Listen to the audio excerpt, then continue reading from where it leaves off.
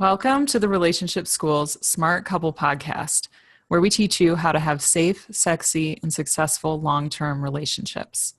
I'm Ellen Boeder, and here's your host, my husband, Jayson Gaddis. Thanks, Ellen, for the sweet intro. You're welcome.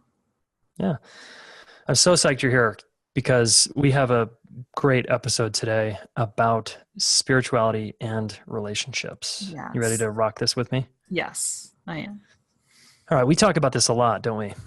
Yeah, we do. For years, really. It's been since the beginning of our relationship. Yeah, exactly.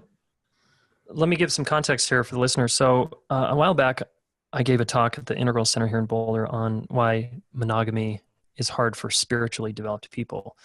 And we're going to kind of riff on that subject line, that what we see in our own practices, what we see in ourselves is that people with a lot of spiritual tools and who follow spiritual teachers and who read spiritual teachings tend to struggle as much as everyone else on the planet with long-term relationship. Yes. So you have to ask, well, why is that? What's going on here? And we have some thoughts that we'd like to share based on what happened for us in our marriage, as well as what we see in other people. Yeah. Yeah. So let's talk about just why. Well, and again, just let me say why we're talking about this again is because we want to help you, the listener, if you happen to be a spiritually developed person. My guess is you could use some help in the relationship department in certain elements of it. And so that's kind of why we're talking about this and having this conversation. Right. All right. So let's back up and just talk about how just the benefits of spiritual practice for us over the years, Ellen, and the people we see. Oh, yeah. I mean, tremendous benefits, right? I mean, there's just been, it's something both of us found somewhere in our mid to late 20s, me in my mid 20s, and meditation and then yoga. And I think I know it's benefited my life tremendously, helping me just be present, helping me develop my capacity to just observe and tolerate and experience my own feelings, sensations, thoughts, slowing down amidst this intense, fast world and cultivating empathy and being able to consider others more deeply. And then there's all this research that meditation and mindfulness practices actually change and rewire our brains in a variety of beneficial ways as human beings. There's like all the science to support these practices as something that really enhances and stabilizes our lives. Yeah. Just for context again, what kind of spiritual practice have you mostly dove into? And can you give people just a little more detail on your own practice? Sure. Yeah. So my primary practice has been yoga, and that began when I was 22 at like a little YMCA in Oregon, and developed into really a path for me to develop myself really as a human being, just part of my personal development. I got really involved in yoga when I moved here to Boulder and was studying psychology in Europa and studying yoga at the yoga workshop. That's sort of, that was 17 years ago when that started. So I've been just very fortunate to have a practice I'm genuinely connected to and that has been able to move through all these different phases of my life with me. And you're still practicing? I still am. Yes. Yeah. And meditation's part of that. I've been in and out with a more developed meditation practice or a more consistent meditation practice over the years. That kind of comes and goes for me. Sometimes I really need that every day and I'm good with that. And then other times it sort of drifts, and yoga is more of what I'm using that time for. So that's in there as well. Yeah. So you've been practicing for like 21, 22 years, Ashtanga yoga with Richard Freeman, that scene, right? Uh, yeah, I mean, my I mean, first, not all those years with Richard, but yeah, not all those years were with Richard, but yes, I started about 22 years ago, which is scary when I say that. Quite old. But yeah. Yeah. And I mean, yeah. in And some ways I'm still a beginner, very much a beginner, and still of course, finding my way, but it's a big part of it's a established part of my life. yeah. Yeah. Yeah. I mean, at one point it was your life. You know, it was like 2 hours of yoga every day. Yes. Yeah. No, it Things was like revolved around that. your life revolved around yoga. I remember when we first met, that was kind of like, I had to yeah, get to yoga. I was getting You go to boxed out sleep. by yoga. Yes. Yes.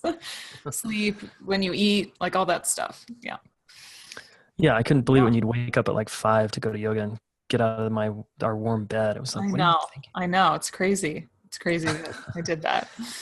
Yeah. Well, Yeah. and when I met you, you were kind of just embarking on meditation. Yeah, exactly. I found meditation when I came to Boulder in 2002 and enrolled at Naropa. And meditation was just part of the requirement, which is one of the reasons I was drawn to Naropa, was required sitting practice. And Yeah, me so too. I learned. And within a year, I was doing a month-long meditation retreat with Reggie Ray, and I fell head over heels in love with that guy and the practices that he was bringing. And Yeah. you know, it just radically altered my life, partly for two reasons, really. One was the view, and the other one was the practice. So I felt like Reggie gave me the view, this sort of sacred outlook on life that I didn't previously have, and it just shattered kind of my previous ways of thinking. And then he, through the practices, kept getting, I mean, the practice is like designed to get you more okay with the view almost, you know? And so that was the second part. So it's the view that he introduced me to, and then the practice of meditation that allowed me to sit with strong sensation and emotion when I'd get upset by you and couldn't deal with my classmates and myself. I would sit. And that was kind of the instruction. When you're having any problem in life, go sit. And I got, you know, quote, good at it. I didn't like get any trophies or anything, but I was trying to climb the spiritual ladder for sure. Yeah, I think you speak to something about just you sort of had spiritual ambition, you would say. Oh yeah. Yeah. Yeah. On top of just, that was kind of my neurosis, on top of just the benefits of sitting and being quiet and sitting with my own experience. I definitely had some aspirations. Yeah. Yeah. I just remember talking with you about this. Like, I feel like my motivation for being there, like there's this longing that I have for the truth of, you know, and all the things that means to me.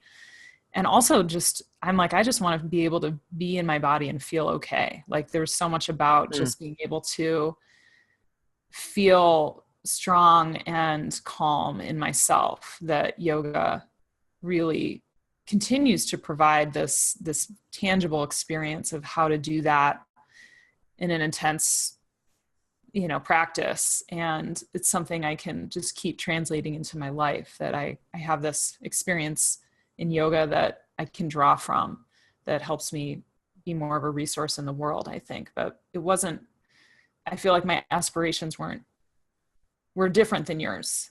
Yeah, they were. You know? Yeah. Imagine that. Yeah. Yes. Yeah. Different personalities here. Right. Yeah. And you and I, what's interesting, I just remembered you and I both became instructors. Like I became a meditation instructor and you became a yoga teacher. Yes, that's true. We did. Yeah. Which was cool. Another way to, again, integrate the work and get Totally. deeper into it and help others with it. You know, it's powerful. Yeah. Learned so much through teaching. So you're talking to, you know, just to the listener here, you're listening to two people who are like pretty hardcore, or were anyway, deep into these practices because it was so beneficial for us. And it still is. I mean, there's nothing, I wouldn't say that none of that is. My ambitions have certainly changed, but meditation is still a part of my life. I still, you know, share that with my students. It's a big deal. So, and what did we both start to notice over time in other people, our clients, as well as our own relationship, with maybe some limitations that we started to come across? Yeah. Well, I think you said it in the beginning, which is we just started noticing that people with advanced and developed meditation, yoga, spiritual practice of other forms weren't necessarily doing better in their relationships at all. And while those practices and teachings have there's a lot of information in there to bring to our lives, somehow translating that into our relationships, or whether it even applied to our relationships, was, hard to see. It was hard to see. And we had some close relationships with teachers in our lives, and really got to see a lot because of that, I think. We got to see, I'll speak for myself. I got to see some of my teachers who are, again, deeply spiritual people really struggle relationally, more of the behind the scenes look at how challenged people are in relationships. And what I kind of kept having this fantasy that like the spiritually developed person doesn't struggle in a relationship. And I had to get several sort of wake up calls through real experiences to go, oh, right. Actually, this is kind of a human thing. Like you can't, just because you're good at meditation or yoga doesn't mean you're good at, it doesn't like translate to being good at relationship necessarily. Right. Yeah. Right. Yeah. So, and that was coming up in our own marriage. Whenever I would get triggered by you, sort of the instruction that I kept employing was go sit with yourself. And what I would often be sitting with was my own abandonment fears and engulfment fears early on, and then later abandonment fears around, you would shut down or go away, and I would go through a pretty strong reaction. And basically all I had my only tool here was just go sit with myself and get stronger with being okay with your upset and my own. And that was really good for me to do because, and then by the way, I tried to get at sort of this abandonment injury through every means possible, ayahuasca and therapy and group work and men's work and MDMA. And, I kind of threw the kitchen sink at my issues here, thinking that like I could somehow get rid of this firing in my nervous system. I could just sort of abate it somehow. Yeah. And then that kept not really working. And then around the same time, I don't know what was happening for you, but you eventually got in touch with Stan Tatkin's work and started to study that. And then that led us down the sort of neuroscience path. Right. Well, a couple of things as you're talking. One is that what we understand now that you were trying to do is you were just self-regulating. You were getting more and more proficient at regulating your own system on your own. Yeah. And there's, that actually has a place and provides us some more capacity out in the world. And yet, there's me on the other side where I think I was much better maybe at self-regulation. I don't know if that's really the right way to say it, but more comfortable with taking space, being on my own when I was activated. That was sort of my go-to. And so having space, being alone when there was conflict between us kind of worked for me because I could calm down by myself better than I could with you at times. Yep. And so that sort of worked for me, but it was actually prior to finding Stan Tatkin's work. It was, I think somewhere in the midst of getting married and having babies, because that came before Stan, that I started to see that I didn't actually have any space anymore. I couldn't be alone at all. I'm laughing because I'm like, wow, I really was like not alone for years. And that your yoga practice completely had to change. Yeah, I couldn't, my yoga practice had to totally change for more than several years there because of what my body needed physically and what my nervous system needed.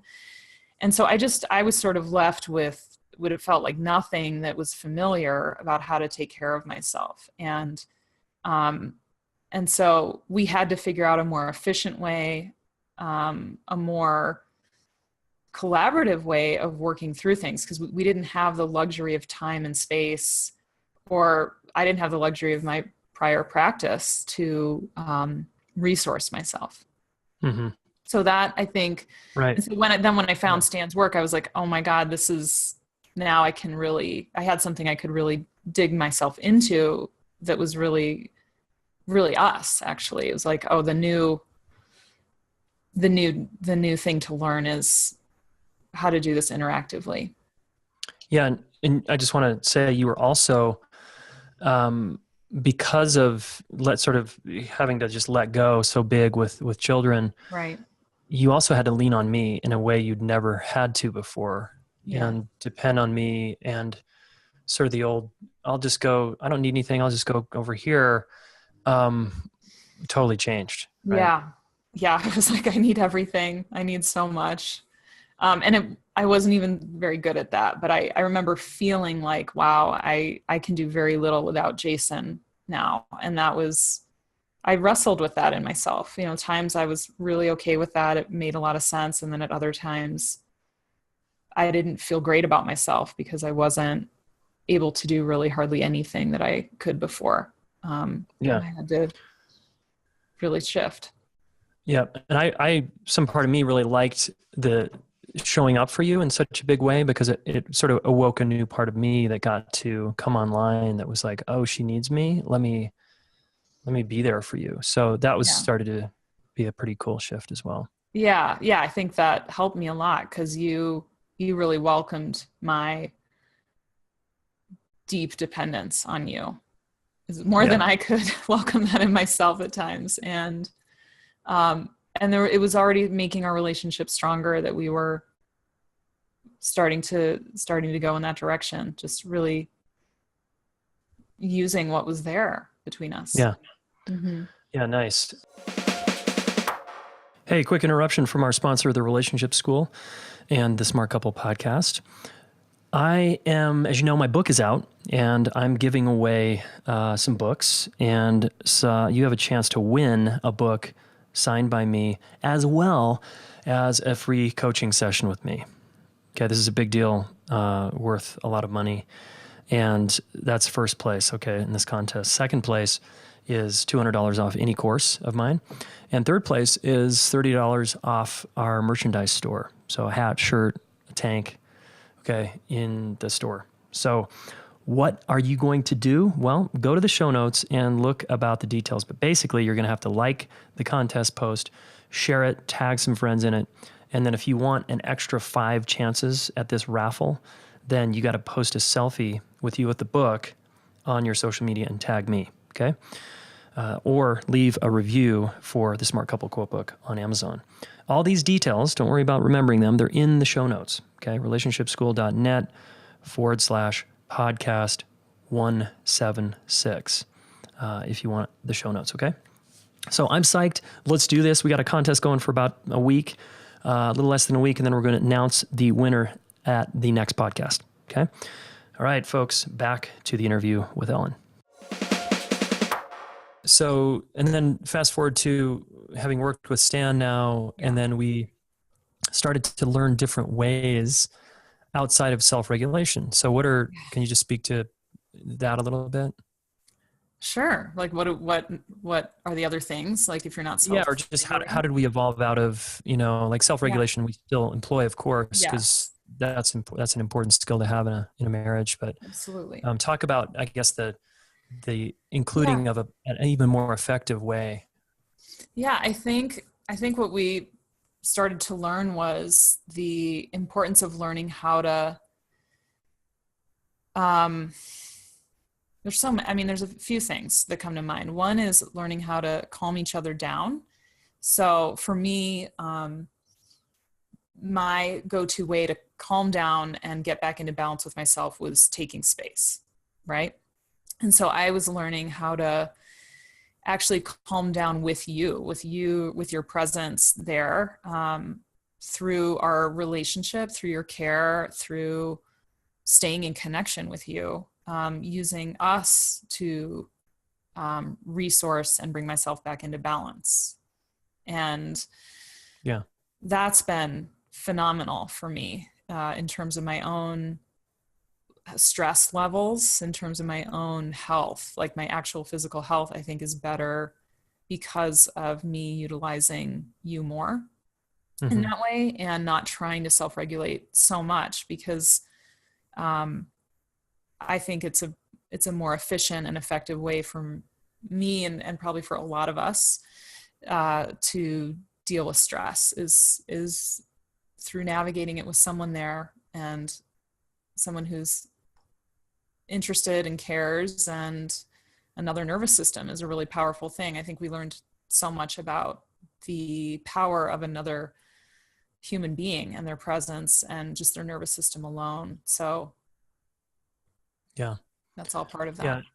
Yeah. And as we've said in previous podcasts, like Ellen and I have our go-to statements. We might have a go-to body, might move in and touch one another as a way to say, I'm here. Again, it's like, I think of the nervous system in these moments when we're upset as scared animals. It's like two scared animals, and they're bouncing off each other, and someone needs to sort of be able to, I mean, basically it's like both of us can use the scared animal of the other one to like, can we calm each other down? Like, can we come back down into a place of connection where we can actually communicate and feel safe again? Because it's this very little subtle safety thing that starts to get activated after years of being together. It's not like, I don't know. I'm not afraid Ellen's going to actually leave the relationship, but some part of my nervous system goes into a very natural threat response, because there is some deeper threat there of maybe leaving the relationship. I don't want to be left. It's this below awareness sort of activation that we're dealing with each other. Yes, the neuroceptive level, as Stephen Porges would say.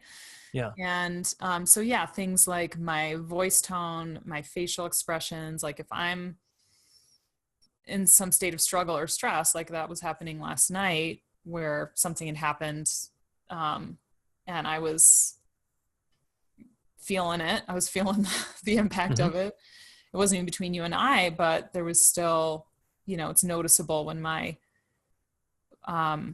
when I'm under some kind of stress or I'm struggling with something, and it has an impact. And that's been another piece that's been really helpful for me to appreciate, is how much my presence, my voice, the things I'm saying or not saying, the way I'm saying them, the way my facial expression, all that, how that impacts you. And that's been a really important piece for me to be aware of for you. I mean, it's important. It goes same ways. It goes both ways.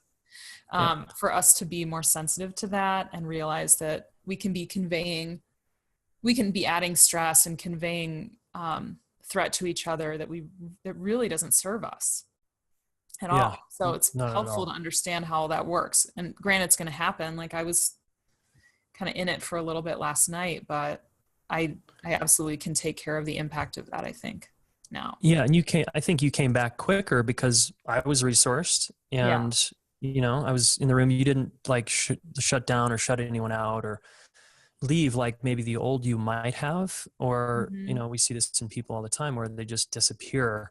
Yeah. And that's just adds more threat to the system. Yeah. Right. So there's this, and then it's like, go deal with it yourself, or telling kids to go to their room, for example. It's like, oh, now I don't belong even more, and I'm on my own even more. Right. And that's more threatening to us human beings than this, hey, let's be here for each other and try to stay in this and calm each other down. That's just so powerful. And last night actually was a really good example how fast you were able to recover. Yeah. Right. And part of that was through you being just interested and resourced and available, and me being able to talk about it. I mean, there were a lot of things that we can do now that make us so much more efficient and getting through even just those little blips that happen, throughout the day. Yeah. Yeah, it matters. I mean, we're two sensitive people, and the listener is probably not that different than you and I. Right. And we feel things all the time through neuroception. We're impacted by little facial expressions and tone of voice and looking away. And man, when we get that about our partner, it can really help us stay here. So yeah. And I think that's something that um, you know, like for me, like yoga and meditation could not have taught me that, could not have, I think that my ability to self-regulate is absolutely of service to, what we're talking about, this next developmental level of interactively regulating each other through our face and body and voice, and knowing who each other is, and what impacts us, and knowing all of that. But those practices didn't teach me that in the way that neuroscience has, attachment theory has, like understanding these other layers and levels of our experience, and how deeply impacted we are by each other, and how to work with that. I think that that's what I'm guessing people who are primarily just good at meditation or self-regulation struggle with, is like, well, how do I deal with you and myself at the same time when one or both of us are upset? It Exactly. That's where it's like, doesn't matter how good you are at self-regulating anymore, because if we don't learn how to utilize our inherent capacity to interactively regulate, then those things aren't going to help us. Yeah. So this is sort of the punchline, is this is where spirituality fell short for us. And I see it fall short for people. If it's a kind of spirituality that doesn't really embrace science and the science of interactive regulation or human connection, right? Physiology. To me, it's limited. Yeah. You're limiting yourself. If you're out there, like, studying Adyashanti or whatever meditation, your favorite latest meditation teacher is, Benito or, Muji, all those are amazing teachers, and they're not teaching about relationships. They're not teaching you how to deal with each other and have each other's backs in a moment of stress. They're basically saying, hey, it's all good and sit with yourself. I mean, there's a lot of messages that they teach that I think are great. And to me, they came up short in my marriage. So we're just inviting you into another possibility here, that it's a both and, not an either or, that it's like, great, good job with the self-regulation, and your growing edge might be the co-regulation or interactive regulation, as Ellen is calling it here. Yeah. I think for me that the experiential understanding of interactive regulation really, really came online when we had Lucian and then Neva, our kids. That was just understanding the biology of how we develop as humans in relationships so intimately, really helped me appreciate how interdependent we are on each other, even as adults, and how often it's so helpful to have another person helping us through whatever is going on. Yeah.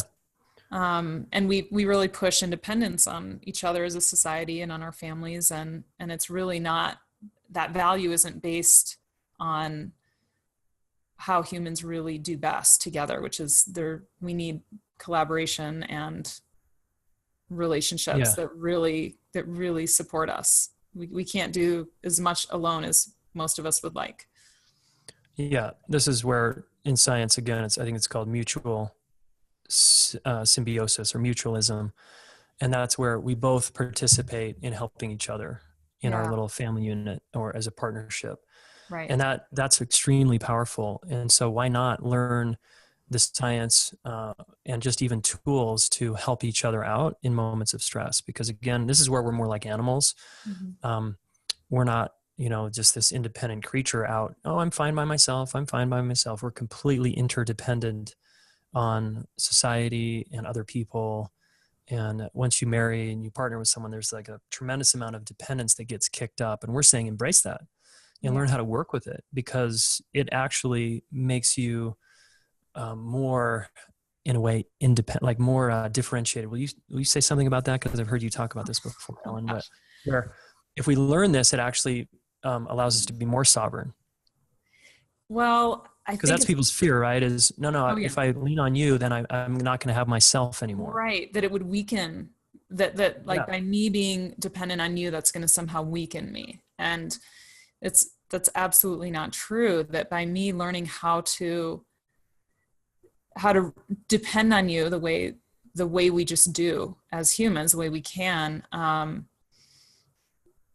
you depending on me, that's really, there's a lot of strength in that, because if we both really appreciate how much we need each other, that, you know, we're each other's most important relationship, and how much we hold for each other because of that. If I really respect and honor that, and you really respect and honor that, and we both utilize that, that provides us a lot of capacity out in the world for whatever our mission is, whatever our work is, for parenting, for dealing with the stress of the society as it is right now.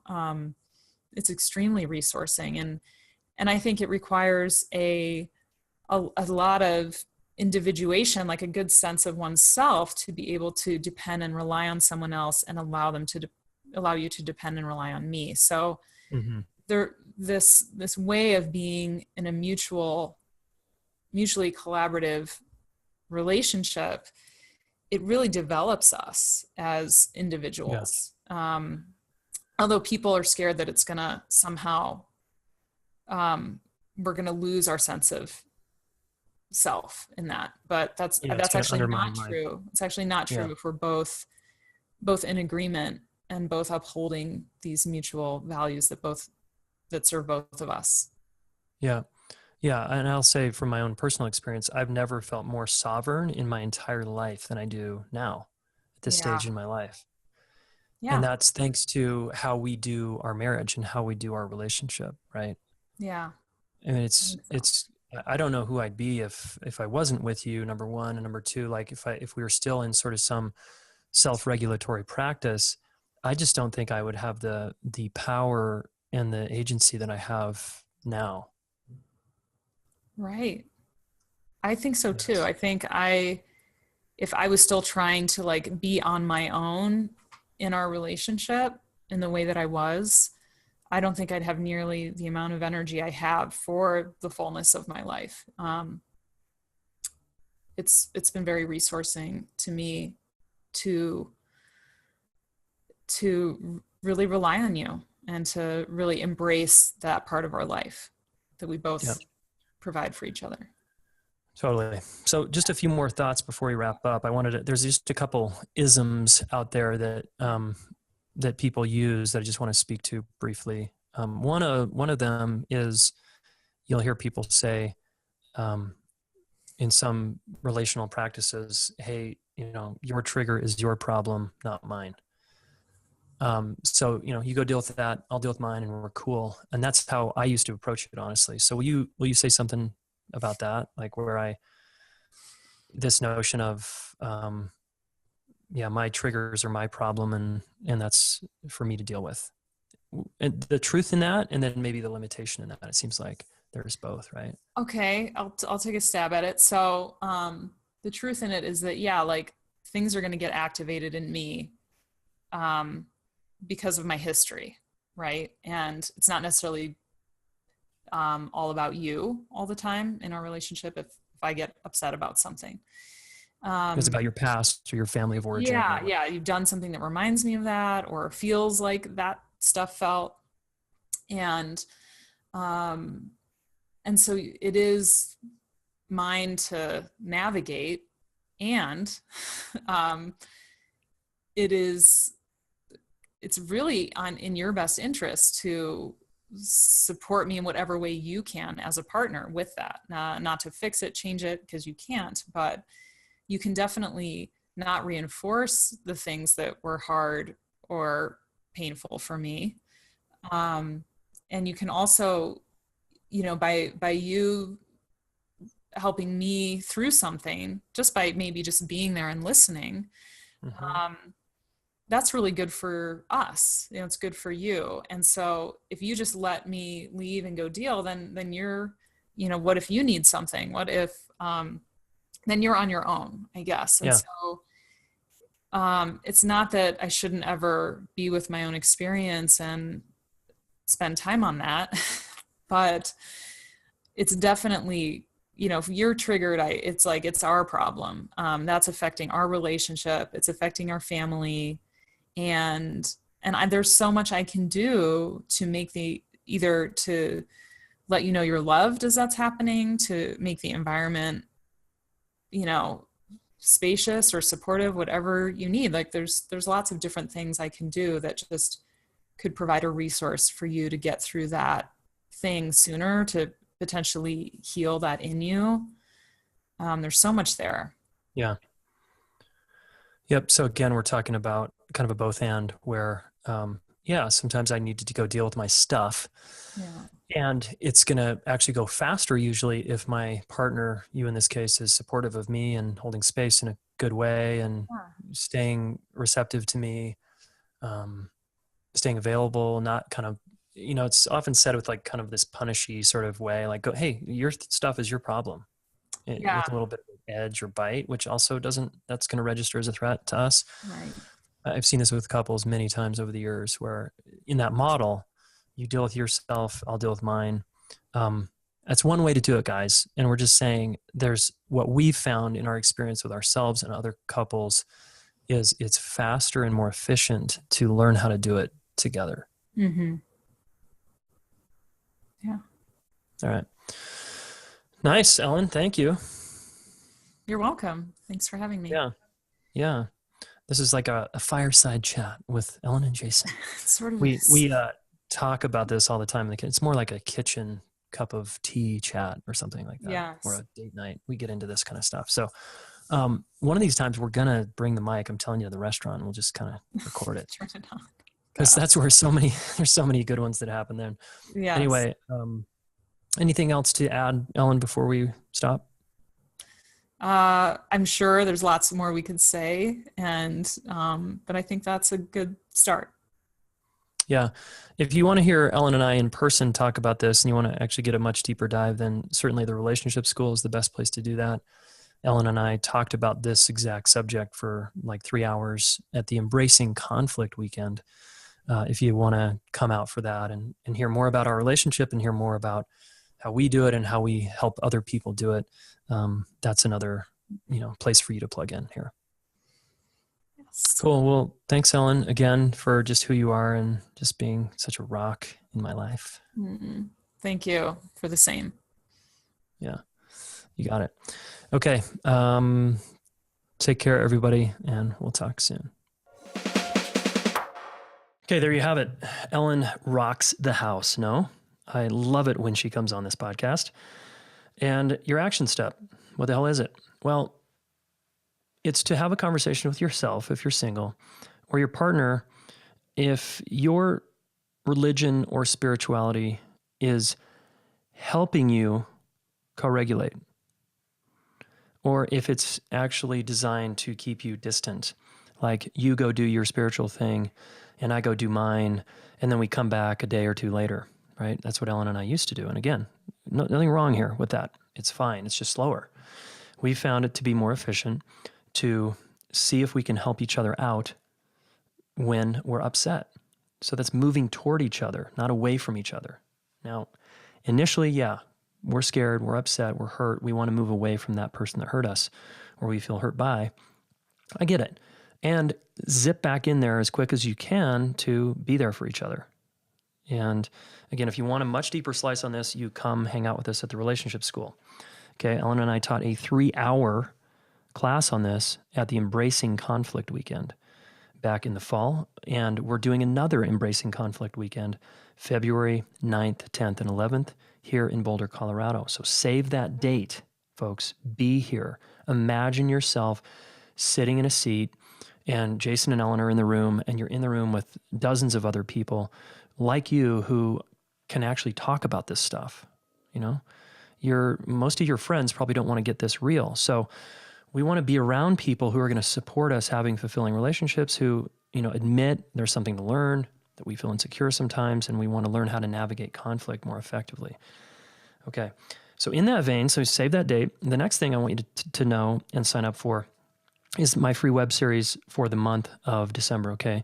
The school is putting on a free web series. Obviously, I'm the host, and I'm going to be teaching 4 30-minute classes I tend to go longer, but all you have to do is commit to 30 minutes and you're going to get a ton of value.